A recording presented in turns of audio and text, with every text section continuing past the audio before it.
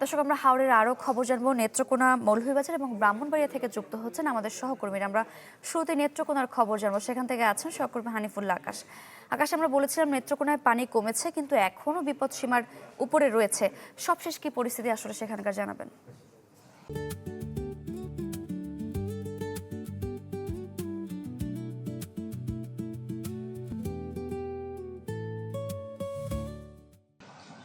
সারিকা, গত কয়েকদিনের টানা বর্ষণ এবং উজান থেকে নেমে আসার ঢলে কিন্তু নেত্রকোনার যে প্রধান নদীগুলোর মধ্যে কংস নদীর যে উদ্ধাকালী পয়েন্টে গতকালকে কিন্তু 110 সেন্টিমিটার উপর দিয়ে বিপদসীমার পানি প্রবাহিত হচ্ছে। সেটি কিন্তু আজকে কমেছে, আজকে 90 সেন্টিমিটার উপর দিয়ে প্রবাহিত হচ্ছে বিপদসীমার, এবং উদ্ধাকালী পয়েন্টেও কিন্তু 14 সেন্টিমিটার কমে এখন কিন্তু 70 সেন্টিমিটার উপর দিয়ে বিপদসীমার প্রবাহিত হচ্ছে।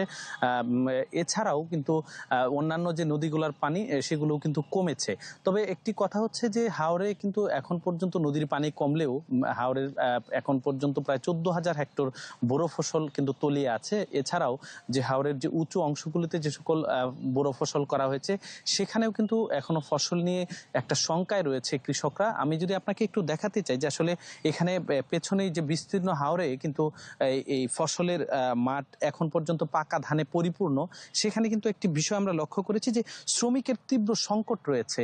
বড় বড় হাওরে কিন্তু শ্রমিকের অভাবে পাকা ধান কাটতে পারছেন না কৃষকরা। আকাশ, ধন্যবাদ আপনাকে। আমরা মৌলভীবাজারের খবর জানবো, সেখান থেকে আছেন সহকর্মী আব্দুর রব। জি সারিকা, আসলে প্রকৃতির নিষ্ঠুর আচরণে মৌলভীবাজারের যে হাওর পাড়ের কৃষক যারা বুড়ো চাষি ছিলেন তারা আসলে বলা চলে নিষ্পেষিত, নানাবিধ সমস্যার সম্মুখীন হচ্ছেন প্রতি মুহূর্তে। একদিকে অবিরাম বৃষ্টিপাত, থেমে থেমে বৃষ্টিপাত, রোদ নেই, ধান যেগুলো পানির নিচে তলিয়ে গেছে সেগুলো কাটতে পারছেন, আবার কিছু কিছু জায়গায় কাটছেন, আবার রোদ না থাকার কারণে এই ধানগুলো শুকাতে পারছেন না, ধান একদম পচে যাচ্ছে।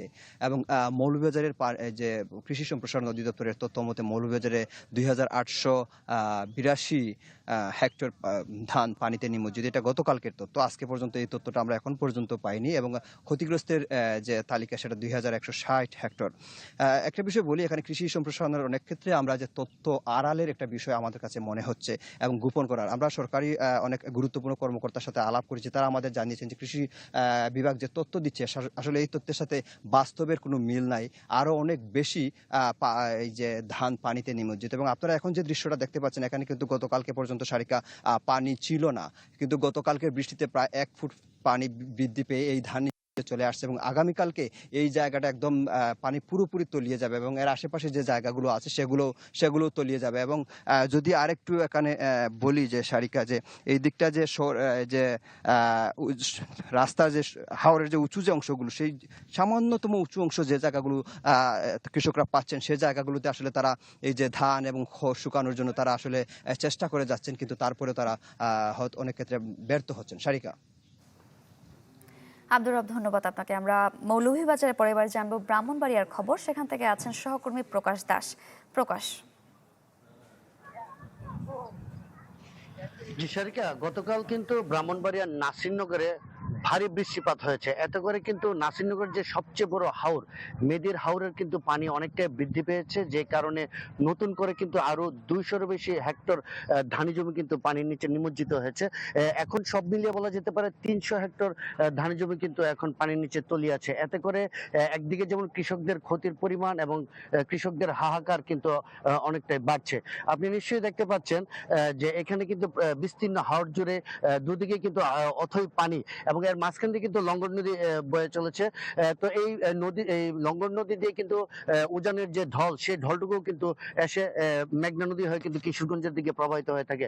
তো আমরা যেটা বলতে চাচ্ছি যে এই সাম্প্রতিক যে অতিবৃষ্টি এবং উজানের ঢলের কারণে ব্রাহ্মণবাড়িয়ার নাসিরনগরের হাওর কিন্তু এই যে মেদির হাওরের প্রায় 300 হেক্টর বোরো ধান কিন্তু এখন পানির নিচে নিমজ্জিত রয়েছে। আর কৃষকরা যারা রয়েছে তাদের এই কষ্টের ফসল বাঁচানোর জন্য কিন্তু প্রতিদিন ভোর থেকে কিন্তু কোথাও বুক পানি, কোথাও কোমর পানি পর্যন্ত নেমে কিন্তু তাদের যে কষ্টের ফসলটুকু রয়েছে সেটি কিন্তু সংগ্রহ করার চেষ্টা করছেন। আর যেটুকু পানির নিচ থেকে ফসল কেটে আনছে সেগুলোর অবস্থা কিন্তু ভালো না, প্রায় নষ্ট হওয়ার উপক্রম। একদিকে কিন্তু এই প্রকৃতির বিরূপ আচরণ, অন্যদিকে ধান শুকাতে পারার কোনো ব্যবস্থা না থাকার কারণে কিন্তু তাদের উভয় সংকটের মধ্যে দিয়ে যেতে হচ্ছে। তো কৃষক বিভাগ যেটি বলছেন যে তারা ইতিমধ্যে ক্ষতিগ্রস্ত কৃষকদের তালিকা প্রণয়নের কাজ করছেন এবং সামনে যে সরকারিভাবে ধান সংগ্রহ অভিযান রয়েছে সেখানে এই ক্ষতিগ্রস্ত কৃষকদের অগ্রাধিকার দেওয়া হবে। সারিকা। প্রকাশ, ধন্যবাদ আপনাকে। দর্শক, হাওড়া অঞ্চলের খবর জানছিলাম। ব্রাহ্মণবাড়িয়া, নেত্রকোনা এবং মৌলভীবাজার থেকে যুক্ত হয়েছিলেন আমাদের সহকর্মীরা।